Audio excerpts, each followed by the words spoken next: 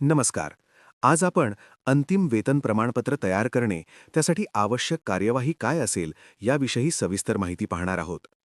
नवीन सेवार्थ प्रणालीमधून अंतिम वेतन प्रमाणपत्र तयार करणे. अधिकारी कर्मचारी यांची बदली एका कार्यालयातून दुसऱ्या कार्यालयात झाल्यानंतर त्यांना नवीन सेवार्थ प्रणालीमधून कार्यमुक्त करण्यासाठी वित्त विभाग शासन निर्णय 25/060/2025 मधील तरतुदीनुसार अंतिम वेतन प्रमाणपत्र LPC तयार करण्यासाठी आवश्यक सुविधा उपलब्ध करून देण्यात आली आहे.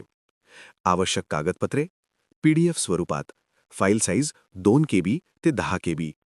1. बदलीचे आदेश. 2. कार्यमुक्त आदेश. 3. सध्याच्या कार्यालयातील विभागीय चौकशीचे प्रमाणपत्र. 4. पूर्वीच्या कार्यालयातील विभागीय चौकशी प्रस्तावित असल्यास त्याबाबतची कागदपत्रे. 5. वसुलीच्या अनुषंगाने ना देय प्रमाणपत्र. 6.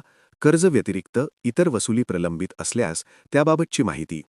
7. नैमित्तिक रजा तपशील. 8. ताब्यातील शासकीय पुस्तकांची माहिती रकमेसह. 9. ताब्यातील संगणक व इतर साहित्यांची माहिती रकमेसह. 10. नवीन कार्यालयाचा 10 अंकी DDO क्रमांक व नाव. कामकाजाची प्रक्रिया. Maker log in. पायरी 1. बदलीची माहिती भरणे. Transfer details. Establishment promotion transfer to another office या टॅबचा वापर करावा. कार्यालय व पदनाम निवडून गो बटनावर क्लिक करावे. त्यानंतर संबंधित कर्मचारी निवडावा. Transfer order details. बदली आदेश क्रमांक, दिनांक आणि बदलीचा प्रकार सर्वसाधारण, पदोन्नती किंवा पदावनती निवडावा. Transfer to which office. Search to select ऑफिसवर क्लिक करून नवीन कार्यालयाचा DDO कोड टाकून कार्यालय सिलेक्ट करावे. Relieving details. कार्यामुक्त आदेश क्रमांक आणि प्रत्यक्ष कार्यामुक्त झाल्याचा दिनांक MPU किंवा MN सह अचूक भरावा. माहिती भरून झाल्यानंतर सेव्ह बटनावर क्लिक करावे. पायरी 2. LPC तपशील. यामध्ये एकूण 11 पर्यायांत माहिती भरणे आवश्यक आहे. 1. Employee details. कर्मचाऱ्याची वैयक्तिक माहिती non editable. 2. Transfer order details.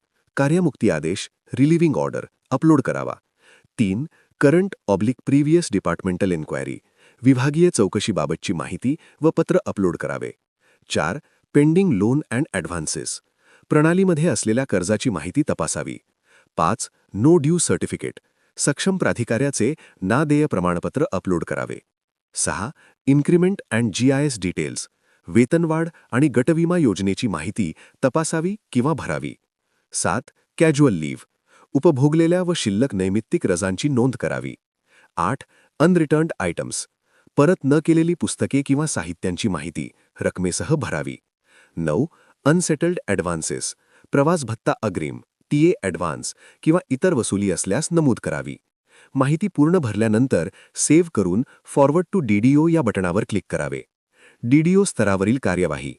Establishment verification of task pending मध्ये जाऊन ट्रान्सफर/रिलिव्हिंग डिटेल्स निवडावे. ड्राफ्ट LPC आणि NOD सर्टिफिकेटची पडताळणी करावी. पुष्टी केल्यानंतर व्हेरीफाय बटणावर क्लिक करावे. प्रक्रिया पूर्ण झाल्यावर LPCची PDF फाईल तयार होईल, त्याची प्रिंट काढावी. नवीन कार्यालयात रुजू करून घेणे. Joining after transfer. मेकर लॉगिनमध्ये establishment promotion transfer joining after transfer tab निवडावा. कर्मचाऱ्याचा सेवार्थ ID किंवा पॅन नंबर टाकून शोध घ्यावा व सिलेक्ट अँड रिटर्न करावे. रुजू होण्याचा प्रकार रेग्युलर, रुजू आदेश क्रमांक आणि दिनांक निवडून माहिती सेव्ह करावी. DDO लॉगिनमधून व्हेरीफाय केल्यानंतर कर्मचारी नवीन कार्यालयात रुजू होईल. धन्यवाद. आशा करतो आपणास अंतिम वेतन प्रमाणपत्र तयार करणे, अधिकारी कर्मचारी यांची बदली एका कार्यालयातून दुसऱ्या कार्यालयात झाल्यानंतर त्यांना नवीन सेवार्थ प्रणालीमधून कार्यमुक्त करण्यासाठी ची माहिती आपणास मिळाली असेल. पुन्हा भेटू लवकरच.